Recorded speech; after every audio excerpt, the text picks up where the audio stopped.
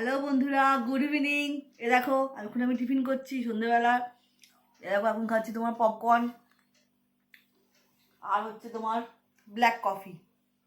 দেখো আমি চিনি ছাড়া কফি খাই, চিনি দিই না। মেয়েকে একটুখানি অল্প চিনি দিয়ে দিয়েছি, মেয়ে একটুখানি অল্প চিনি দিয়ে কফি খাচ্ছে। কফি খাওয়াই গরম শীতকালে খুব দরকার, না ঠান্ডা লেগে যেতে পারে। আর আমি দুধ দিয়ে কফি খাই না, আমি ব্ল্যাক কফি খাই, ব্ল্যাক টি খাই। খুব কম আমি দুধ দিয়ে কফি খাই, খুব কম আমি দুধ দিয়ে চা খাই। ঠিক আছে, অম্বলের গ্যাসের ধার আছে তো ওই জন্য আমি আমার আবার অ্যাপেন্ডিক্স বলছি, কী বলে, গলব্লাডার স্টোন অপারেশন হয়েছিল 1 বছর হলো। তো এখন আমি এসব মানে কি মানে খুবই সাবধানে থাকি, নিজেকে যতটা সুস্থ রাখা যায় ততটা চেষ্টা করি। এখন বাচ্চা নিয়ে আমার সংসার, ঠিক আছে, আমি না খেলেও কিছু খাবে না। আমি যদি কোনো কিছু ভালো কিছু বানিয়ে দিই তো ও খাবে না, বলে মা তুমি একটু খাও তবে আমি খাবো। আমার মেয়েটা এত সুন্দর, এত ভালো, সত্যি কথা বলছি, অনেক কপাল করেছিলাম যে আমি ওর মতন একটা মেয়ে পেয়েছি। আমাকে এত ভালোবাসে, আমার এত যত্ন করে, আমার এত খেয়াল রাখে। মনে হয় মাঝে মাঝে মনে হয় যে আমি যে আগের বছর এই 2024 আমি আমার মাকে হারিয়েছি, আমার মনেই হয় না যে আমি মাকে হারিয়েছি। মা মনে হয় আমার মেয়ের রূপে এসেছে, এরকম মনে হয়।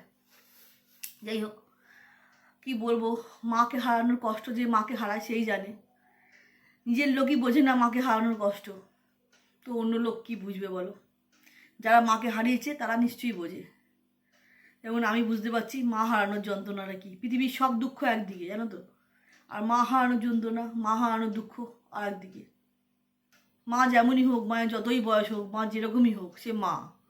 সে আমার জন্ম দিয়েছে, আমাকে মানুষ করেছে, আমাকে বড় করেছে, সব সময় চেষ্টা করেছে যাতে আমি সুখে থাকি, আমার ভালো সবসময় চিন্তা করেছে, কীভাবে আমি ভালো থাকি চিন্তা করেছি। সেই মা যদি চলে যায় না গো, কী বলবো, জীবন থেকে মনে হয় সব কিছুই চলে গেছে, কিছুই আর নেই, এরকম আমার মনে হয়।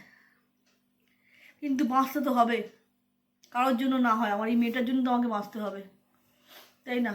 মায়ের কাছে একটাই প্রার্থনা করি, মা তুমি ভালো থেকো, যেখানেই থাকো শান্তিতে থেকো, সুখে থেকো, এবং আমাকে, আমার মেয়েকে, আমার স্বামীকে, আমাদের 3জনকে আশীর্বাদ করো যাতে আমরা ভালো থাকি, সুখে থাকি, শান্তিতে থাকি।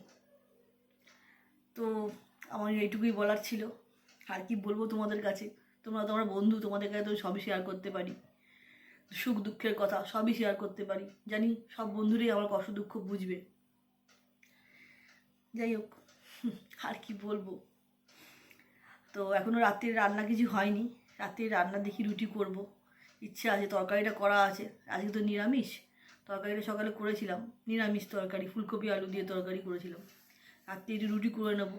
মায়ের মেয়ে একটা খাবে না, দুটো খাবি তুই? ও একটা খাবে, আমার জন্য 2টো রুটি করব। 3টে রুটি করলেই মনে হয় হয়ে যাবে, কারণ আমি রাত্রিরে এখন খুবই কম খাই। সকালবেলা যা খাবার খেয়ে নিই, চেষ্টা করি 8টার পর না খাওয়ার। তো যাই হোক, শরীরটাকে ঠিক রাখার চেষ্টা করছি, জানি না কতটা কী করতে পারবো। যাই হোক, তোমরা সবাই ভালো থেকো, আজকে এইটুকুই রাখছি। তো আমি এই ভিডিওটাকে আর বেশি লং করছি না। আর কি বলবো তোমাদেরকে, শুভরাত্রি, good night, tata, bye bye. Bye bye বন্ধুরা।